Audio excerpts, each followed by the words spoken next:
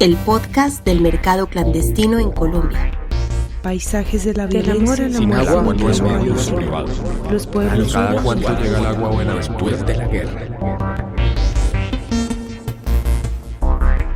En Colombia, los ríos y cuerpos de agua son cementerios de innumerables víctimas, territorios estratégicos para el combate y lugares contaminados.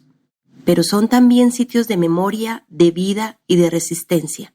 Estos fueron algunos de los temas abordados el 23 de noviembre del 2019 en el mercado clandestino de conocimiento y no conocimiento útil, de culturas anfibias, puertos de contenedores y tumbas líquidas, relatos colombianos en torno al agua, que tuvo lugar por primera vez en América Latina. Sin agua en medio del mar. En una animada conversación con su interlocutora, Leonard Valecillas toca dos temas fundamentales: la escasez de agua potable en la isla de Barú y los conflictos actuales alrededor de los temas de pesca y ecoturismo frente a las restricciones y acciones estatales. A través de un recorrido histórico, explica cómo, desde pozos ancestrales artesanales hasta la venta de agua por parte de fincas de recreo privadas con aljibes, la comunidad ancestral barulera logró, a través de una consulta previa para el proyecto Puerto Bahía, construir un aljibe propio para la comunidad, asegurando el suministro mínimo constante con precios estables para toda la comunidad. Ampliar la cantidad y el mecanismo del suministro abre la problemática ambiental del manejo de aguas residuales, para el cual aún no hay alternativas claras. El segundo gran conflicto es el de la comunidad con parques naturales nacionales, por las medidas de protección adoptadas en la zona, que no han permitido durante mucho tiempo un adecuado desarrollo económico de la comunidad y que parecen privilegiar los complejos turísticos depredadores frente a las necesidades locales. En 2019 se actualizó con consulta previa el plan de manejo del parque, reconociendo a las comunidades como objeto, valor de conservación, estableciendo una mesa de ecomanejo conjunta y una zona de uso preferencial y sostenibilidad para la comunidad barulera. ¿Qué tal? ¿Cómo vas? Bien. ¿Bien? Sí, aquí emocionado de... ¿Y tú te invitaron? Sí, me invitaron. ¿Y quién lo organizó, sabes? Por lo menos a mí me invitó el Instituto Colombiano de Antropología, el ICAM. Fue quien me hizo la invitación. ¿Y cómo conocían tu trabajo como líder? ¿Cómo, perdón? ¿Por qué ellos conocían tu trabajo como líder? Porque con ellos hicimos un trabajo a través de memoria histórica, del Centro de Memoria Histórica. También sobre los conflictos sociales después del acuerdo, de la firma de los acuerdos de paz. Entonces, a raíz de eso ya teníamos un trabajo y decidieron llamar porque conocían la situación de Barú, o más bien de la zona, sino que con nosotros es que tienen más acercamiento, entonces nos invitaron para que viniéramos a representar la zona, a hablar un poco de esos conflictos sociales que hay allá. ¿Y tú eres de Barú? Sí, ¿Vives nativo allá? de Barú y vivo allá. Así es.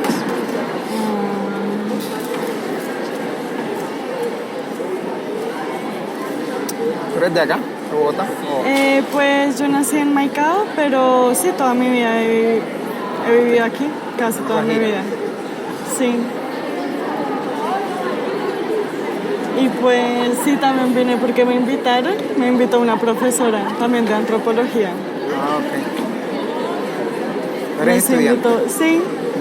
Estoy como investigando sobre el manejo de las comunidades del agua. ¿Qué estudias?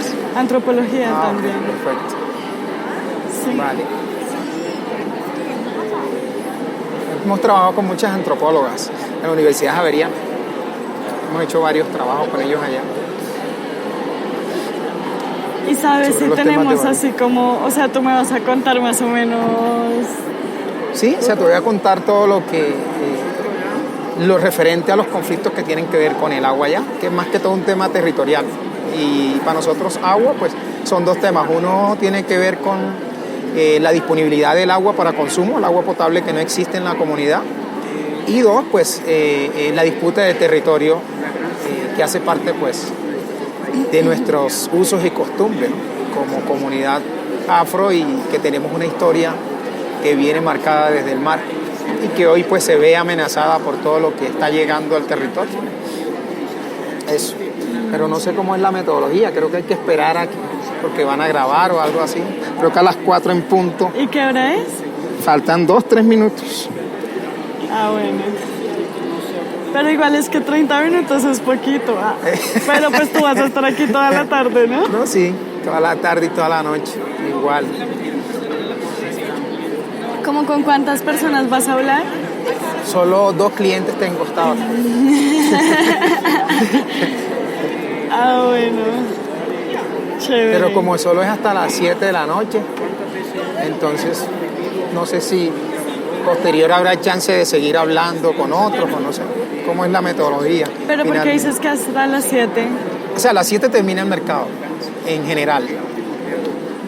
¿Y entonces por qué decían como que hasta las 9:30 se No, puede? porque corrieron el horario. Lo que pasa es que estaba previsto para las 5 pusieron antes. y lo están empezando pues antes, por todas las dificultades que hay con claro, con las el protestas y eso.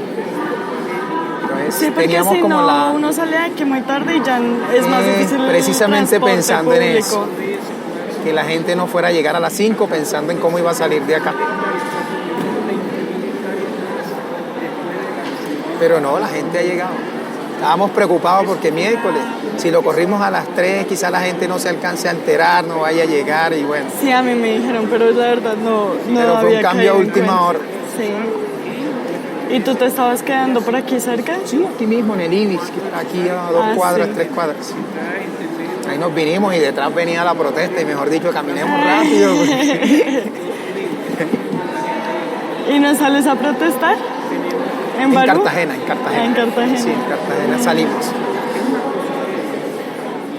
Leonard, ¿y si en Barú no hay agua potable, entonces ustedes qué agua toman o qué procesos le hacen de purificación al agua?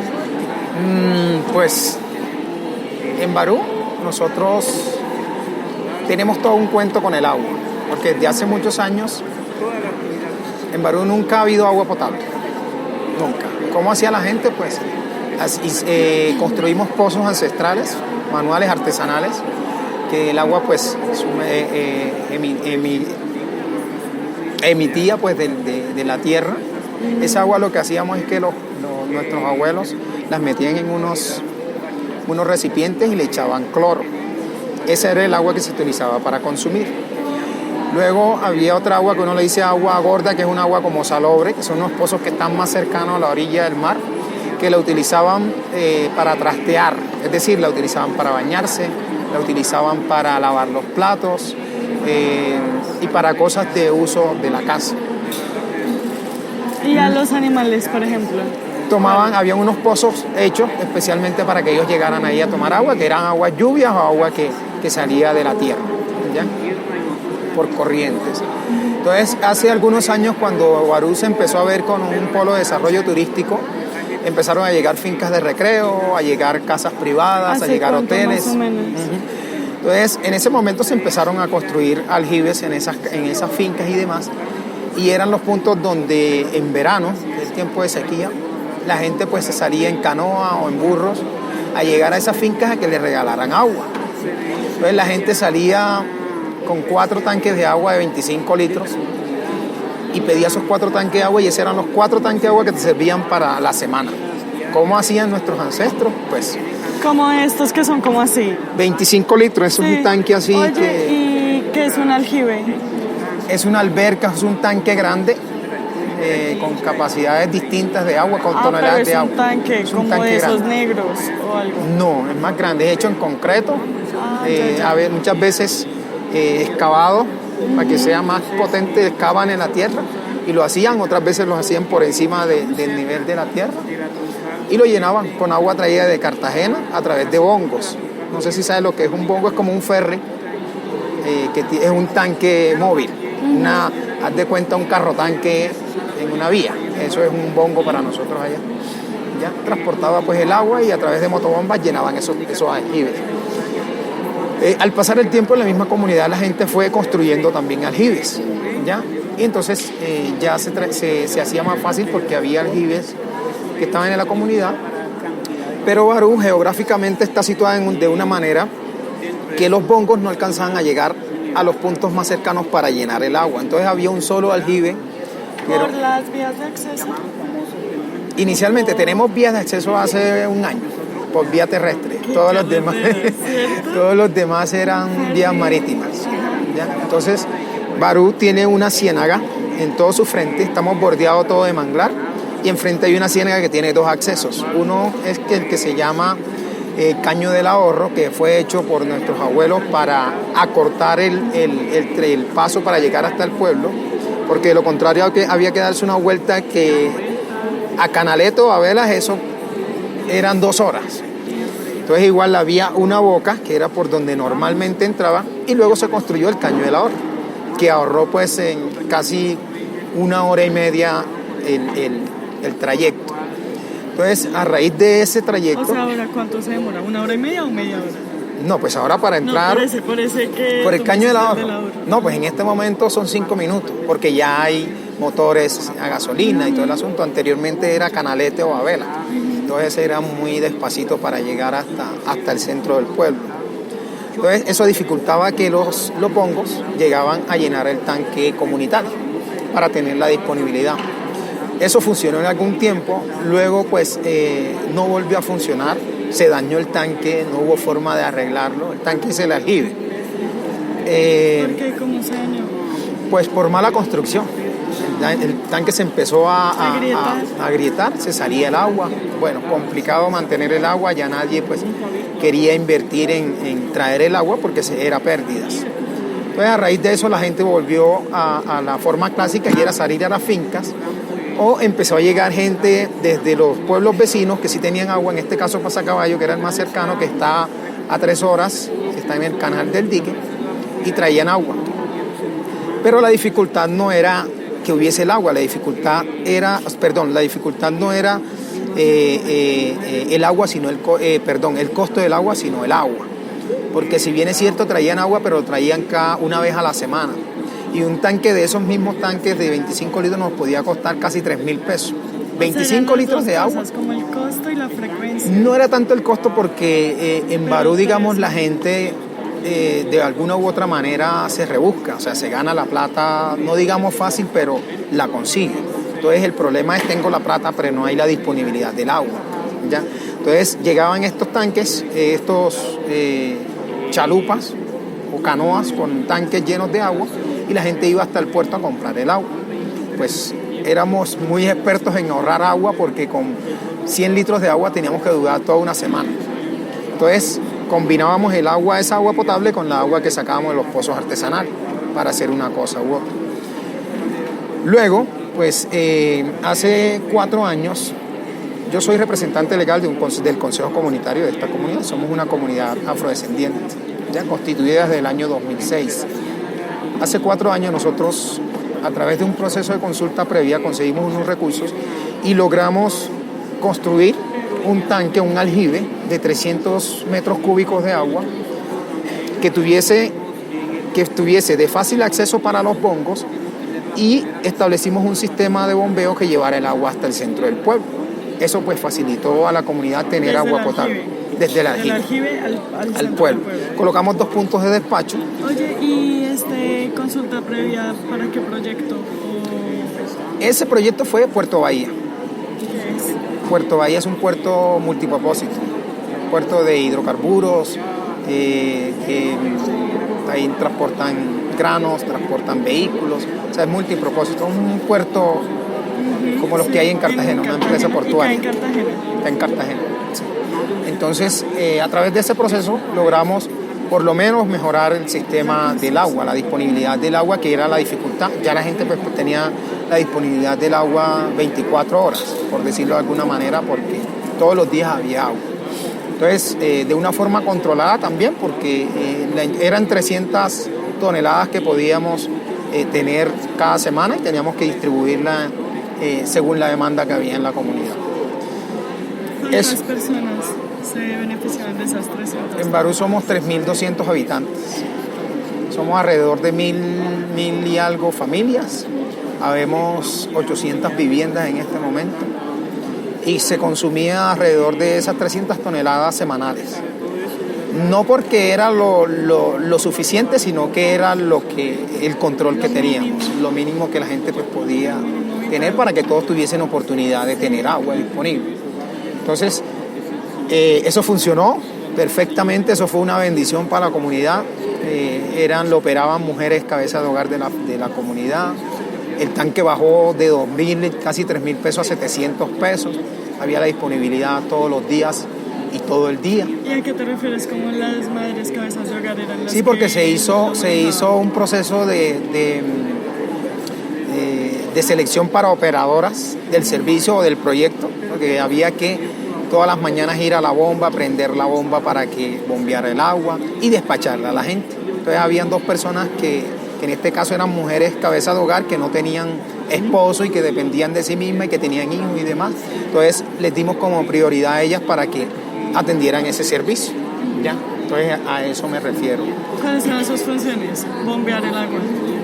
Era ir a la alberca que quedaba pues a 3 kilómetros de los puntos de despacho. Ellas iban allá en las mañanas muy temprano y ponían a funcionar todo el sistema. ¿Ya? Es decir, solamente subir las cuñas que les dice uno, para que les llevara energía, y ahí en la medida en que iban despachando, ella automáticamente les iba bombeando el agua. O sea, iban 2 veces a la bomba, una vez para prenderla y en la tarde pues para apagarla. Y el resto era despacharle a la gente. ¿Ya? Eso. Luego, pues hace un año empezó a llegar ya el agua a Barú. Empezó a llegar el agua porque se pudo habilitar. Barú tenía una dificultad y era que estábamos aislados porque existía un sector que se llama Playetas, que hace parte de un parque del Parque Nacional Corales de Rosario, pero que era una playa, que no podía ser intervenida precisamente porque era un parque, pero que por el mismo tema natural se estaba deteriorando por la erosión costera. Y ya la isla estaba a 15 metros de romperse, o sea, volverse 2 islas en una. Y no era tanto la dificultad, sino que en los tiempos de invierno la gente de Barú prácticamente quedaba incomunicada, porque entonces por tierra no podíamos salir porque los mares de leva, mar de leva, no nos permitía transitar por vía. Y por agua, pues peor, no podíamos salir. Hubo una época cuando el fenómeno de la Niña nos tocó casi una semana que no pudimos salir de Barú, por esas dificultades de acceso. Barú estaba determinada como zona de difícil acceso y no pueden llegar. Pues hace un año, en noviembre precisamente del año pasado, en esa semana pues no teníamos agua, la gente pues hacía maravillas para poder subsistir, ni siquiera los víveres teníamos, escaseaba todo. Esa agua salobre. Mejor dicho, te puedes imaginar ese agua salobre que no puede uno ni enjabonarse porque no coge ni el jabón, ¿ya? Entonces era muy complejo, la gente acostumbraba a bañarse con una totumita de agua así. Se iba al mar, se echaba agua salada y con esa totumita se acomodaba para sacarse el agua salada. Todo eso lo hacía la gente. Pero bueno, eso creo que es una etapa que hemos ido superando poco a poco en cuanto al tema del agua potable. Intentamos 2 veces implementar un sistema de agua desalinizada, pero teníamos una dificultad y era cómo se manejaba las aguas residuales estando en la zona en la que estábamos. Pensando en que Barú en este momento somos una comunidad de pescadores y que vivimos del servicio también de los servicios turísticos. Entonces eran las 2 cosas, pues necesitamos el agua, pero cómo el agua podría de una u otra manera afectar todo el tema del turismo que queremos o que estamos proyectando como futuro para Barú. En ese sentido, pues 2 veces el intento fracasó porque el proyecto no era integral, o sea, y para nosotros preferíamos seguir viviendo como estábamos y depender de un mínimo de agua a tener que echar a perder todo lo que estábamos proyectando en cuanto a desarrollarnos y poder subsistir a través del turismo y de la pesca. Ya entendiendo pues que esas aguas residuales, si no había un sistema de tratamiento, pues iban a tener al mar y ya sabemos eso qué implica. Eso pues sobreponiéndolo un poco. Disculpa, las aguas residuales de la planta de la comunidad, planta no, de la comunidad en Pero, sí. ¿y entonces por qué con los otros sistemas, digamos ese de bombeo, el de los JAR? Porque es que es en mínimas cantidades, estamos hablando O sea, la desalinización sí trae muchas más Sí, toneladas claro, de porque era agua conexión para la directa comunidad. a cada vivienda. Entonces te puedes imaginar cuánto agua podía consumir un habitante o una familia por día o una casa por día. Actualmente el manejo de aguas residuales o en ese momento el manejo de aguas residuales, ¿cómo lo hacían? En este momento Con esas cantidades que son más En este momento se hacen a través de pozas sépticas, que son hechas de manera artesanal y que son absorbidas por la misma tierra. Y el filtro, pues la tierra se vuelve filtro natural, es decir, cuando quieren llegar al mar, ya son aguas que fueron filtradas y que no generan ese contaminación. La contaminación se queda en la tierra. ¿Contaminación en las casas, cerca de las viviendas? No, porque son pozas que son hechas pues enterradas con sus tapas o son selladas. Se les hace su tratamiento, se les echa sus químicos en algún momento para que pues, se les da manejo. La materia orgánica y todo eso. Sí, se deshace. Eso pues se le ha dado manejo. No hemos tenido dificultad en este momento en la comunidad en ese sentido. Entonces, la preocupación para implementar sistemas de desalinización eran eso.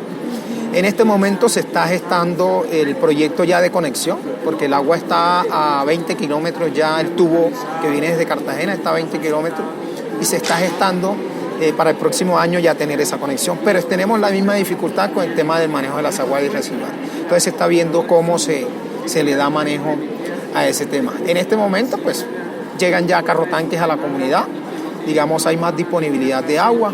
El costo pues se mantiene, está entre 700 y 1.000 pesos. La gente tiene la disponibilidad del agua potable en este momento. ¿Ya? Hay otro conflicto con el tema del agua, hablando ya de manera más general y lo que tiene que ver con nosotros como comunidad afrodescendiente y de usos ancestrales. Y tiene que ver específicamente con el tema de la pesca, ¿no? Y de los servicios ecoturísticos. Barú inicialmente era una comunidad que era agrícola, empezó siendo agrícola. Nuestros ancestros pues empezaron sembrando. Somos los pioneros en población de todas las islas que hacen parte del archipiélago de Rosario. El árbol genealógico pues que existe dice que todos los que existen hoy en islas de San Bernardo, islas de Rosario, Isla Fuerte, son descendencia de gente de la isla de Barú, que en algún momento se trasladaron a esas islas a sembrar coco, que era pues el producto que más se vendía o que más se sembraba, y terminaron poblando esas islas. Pues nosotros producíamos ese producto y lo traíamos a la ciudad de Cartagena, en botes, en vela, a canalete y a vela, con los vientos. Hubo una época que llegó una plaga que se llama la porroca. La porroca acabó con el coco en la isla de Barú y en las islas en general. A raíz de eso la gente empezó a buscar su medio de subsistencia en el mar. Fue cuando nos volvimos muy expertos en el mar y nos convertimos en muy buenos pescadores, pero además en muy buenos navegantes.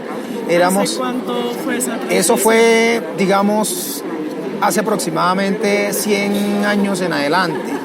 Estoy hablando pues en los años por allá, sí.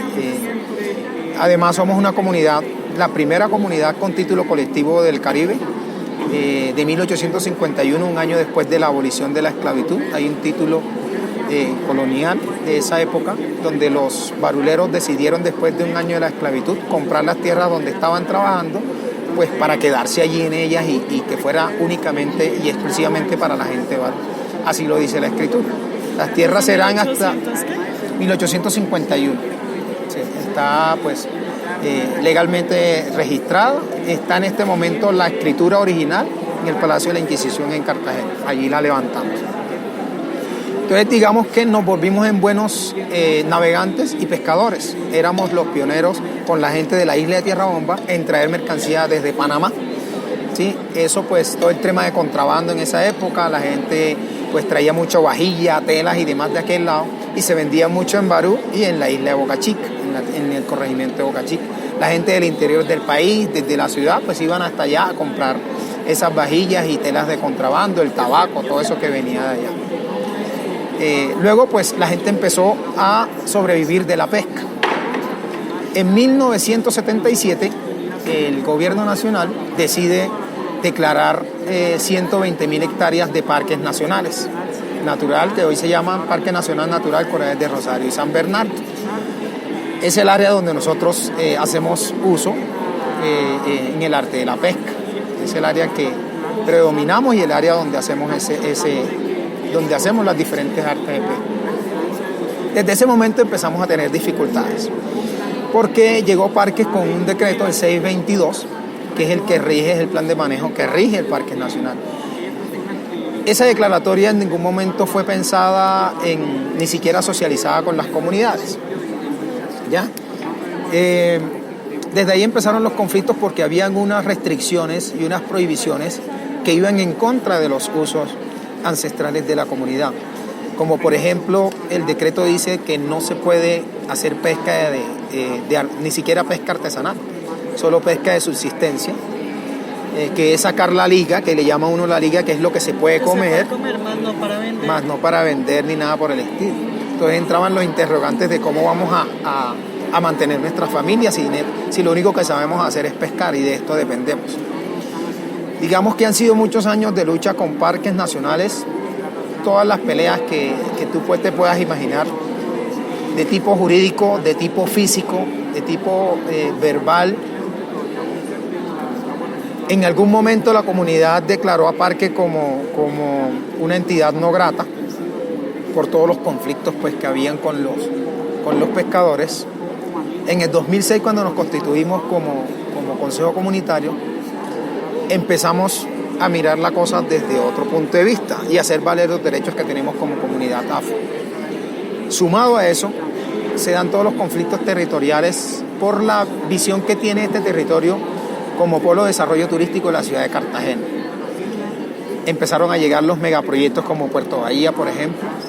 Empezaron a llegar proyectos como el puerto del Callao, que es un puerto de regasificación que está entre la bahía de Cartagena, pero que está en la isla de Barú, y la isla de Barú colinda con la bahía de Cartagena. Llegaron proyectos como el de Cameron, llegaron como proyectos como el Hotel Las Islas, proyectos como el Hotel Playa Blanca, que no se gestó en algún momento, o el proyecto Playa Blanca, que era un proyecto entre el Estado y los privados, que no se logró finalmente llevar a cabo, y muchos proyectos de hoteles que están en la zona y de entes privados que están hoy en la zona, pero que se habla de un supuesto desarrollo que no está teniendo en cuenta las comunidades. Y la disputa que tenemos más que todo es con el gobierno central, porque desde acá planean todo. Es decir, desde acá arman los COMPES para que se dé todo el tema del turismo en las comunidades. La única herramienta que tenemos en este momento para participar de una u otra manera es la consulta previa, pero aún así tenemos que reclamarlas a través de tutelas, a través de marchas, a través de protestas, en fin, todos los medios o de vía de hechos o medios legales para que se nos pueda reconocer el derecho. Parques nacionales no hacen ningún tipo de restricción, o sea, digamos, veo como que para la pesca tradicional o para la conservación de algunos lugares hay restricciones de parques, pero y hacia el turismo. Hacia el turismo es igual. O sea, en este momento, muy a pesar de que Parques es el ente de conservación del área, el turismo es el peor depredador que tiene la zona. ¿Por qué? Porque desde Cartagena se está vendiendo un turismo desordenado, ese turismo de rumba, de trago, de droga, de mujeres desnudas, o sea, todo un turismo que no es el que debería ser para la zona, porque se considera que estamos en un parque, ¿no? Afecta bastante además la comunidad, o sea, Pues, socialmente, no solamente socialmente, pues eso ha llevado, ese ha sido el medio, el cómo han llegado las diferentes drogas a las comunidades, a través del turismo. Quizás no podemos esconder que en nuestras comunidades por muchos años existía por el tema de la marihuana, por ejemplo, existía el tema del bazuco, es un tema muy viejísimo, pero que era escasamente quién lo consumía. Pero hoy hay drogas sintéticas, todas las que tú quieras, pepas, todo lo que tú quieras, que ha llegado a través del turismo, ¿sí? Entonces eso ha generado una descomposición social que hoy está descontrolada. Impactos ambientales, todos los que tú quieras. Con el tema del manejo de los residuos sólidos, eso no hay forma de controlarlo. Tenemos como ejemplo Playa Blanca, donde, por ejemplo, Hoy dice la capacidad de carga que lo que soporta Playa Blanca son 3.600 personas, incluidas los prestadores de servicios, y en temporadas altas llegan alrededor de 15.000. Entonces te puedes imaginar la cantidad de gente y los residuos que produce eso. Entonces hay toda una pelea por... Pero ¿y entonces Parques no pone ninguna restricción al turismo? Que no hay control. Parques solo tiene... ¿Parques qué hace? O sea, nosotros lo vemos de esta manera. Para Parques es un negocio. El parque nacional que más genera ingresos es ese parque. Y es el que sostiene los otros parques en el país. Este entra alrededor de 1 millón y más de personas al año. Y donde un cobro cuesta alrededor de 20.000 pesos por persona. Todo el que entra al parque paga 20.000 pesos. Hay 2 puntos solo de cobro en el parque, de forma de control. Además que no tienen la capacidad técnica para generar control real y monitoreo en la zona. O sea, es mucho área para los 5 o 6 gaticos que tiene el parque. Entonces te puedes imaginar, eso hay tala de mangle, hay rellenos de zona de bajamar, hay construcciones ilegales, todas las que tú quieras. Entonces el parque, cuando se sienta con las comunidades, lo que dice es que ya hay un proceso abierto con esta y esta entidad, pero eso puede durar cualquier cantidad de años y termina siendo poniéndole una multa a X empresa o privado y no pasó nada. Entonces la gente y las comunidades nos levantamos cuando nosotros intentamos hacer algo, pero ahí sí aparece Parque y dice no, es que el decreto mira que no te deja, y hacen acciones rápidas que permiten enseguida demoler o no permitir hacer lo que las comunidades. Es cuando entramos a decir, bueno, y entonces ¿por qué a ellos sí y a nosotros no? ¿Sí? O sea, ellos incluso están impidiendo como los procesos, el desarrollo cultural. las luchas de ustedes. Claro, o sea, como total. que tampoco Total. le dan No están cabida respetando nuestros derechos, de cierta manera. a Entonces, sus demandas, pues. totalmente. Y mira que los estudios dicen que el parque, antes de que fuera declarado parque,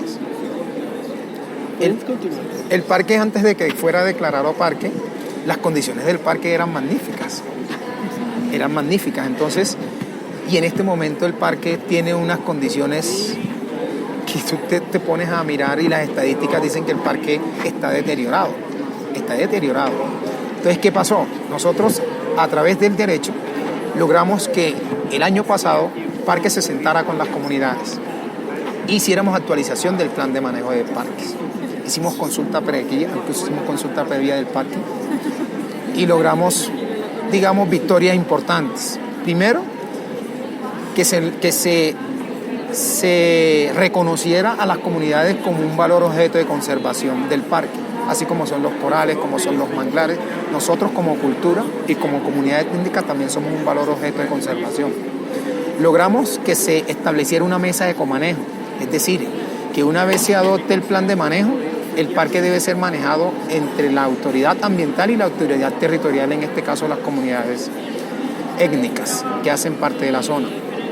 Logramos que se estableciera una zona de uso preferencial y de sostenibilidad de estas comunidades, es decir, que esas áreas que anteriormente no podíamos usar y que en algún momento nos llevó a ser ilegales, y que desde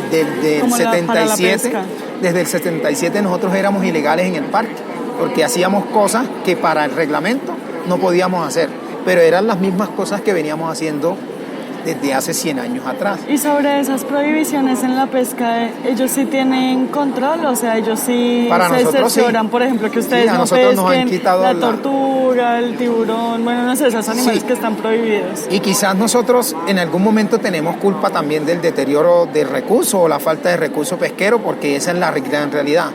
Porque en un momento hace 10 años atrás había pesca industrial toda la que tú quieras. ¿Pero quién la hacía? Industrias, es que eran industrias que llegaban sin permiso alguno y se metían en horas de la noche y no había forma de controlarla. Eso deterioró de gran manera el parque y nos afectó, fue a nosotros, porque las zonas donde nosotros pescábamos ya no fueron las mismas y nos tocaba entonces ir más mar adentro para poder obtener el recurso pesquero y poder sobrevivir. ¿Y ustedes en qué tipo de embarcaciones pescan? Ahorita ya tenemos embarcaciones, digamos, técnicamente en mejores condiciones para poder ir más afuera. Como con motor. Con motor. Dependiendo del alcance que le querramos dar, hay motores pequeños y motores grandes, la embarcación tiene neveras, o sea, llama un poco más tecnificado. Pero hay mucha gente que todavía pesca en el bote muy cerca, que es el buceador de la langosta, el buceador del pulpo y de todos estos crustáceos que están muy cerca. Sí, mariscos. Pues lo que uno se come como mariscos. Sí. Y hay pescadores que todavía van muy cerca a pescar la pesca de liga, porque con el turismo además, entonces el pescado que es bueno, el pescado platero, ya no es para nosotros, porque además con ese desarrollo turístico ya es muy costoso, no tenemos el alcance para comprarlo. Entonces hay la persona que compra el pescadito pequeño, que es el que nos podemos consumir, el ronco, digamos la chepa que le llama a uno, que son peces de los corales.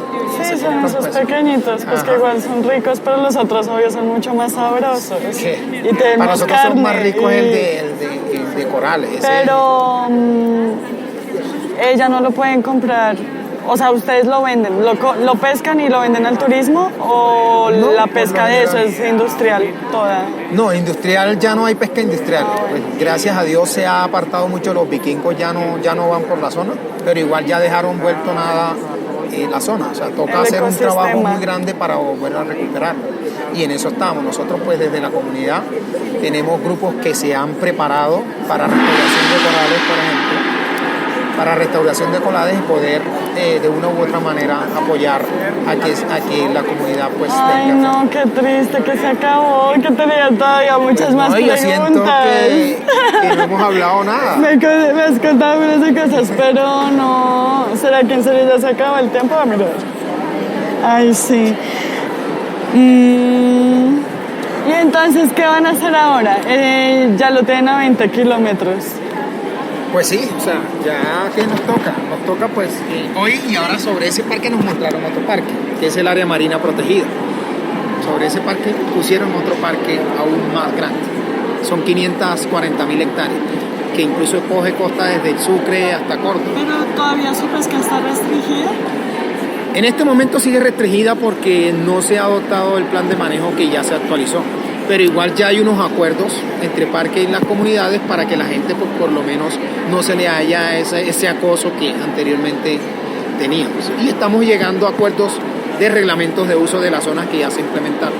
O sea, tenemos un nuevo comienzo. Oye, no, me parece muy interesante todo lo que han hecho. Y pues la pelea contra parques, que es como una institución ahí que parece muy buena, ¿no? Y ambientalmente, pero en realidad... Hola, gracias. Muchas gracias. Gracias. Tú sigues acá. El mercado clandestino, celebrado en 2019, fue un proyecto artístico de la Academia Móvil de Berlín para la Comisión para el Esclarecimiento de la Verdad en Colombia, organizado por Mapa Teatro en cooperación con el Goethe Institut y la Universidad Central, apoyado por el Instituto Colombo-Alemán para la Paz, CAPAZ, y el Banco de la República, financiado por el Ministerio Federal de Relaciones Exteriores de la República Federal de Alemania y el Goethe Institut.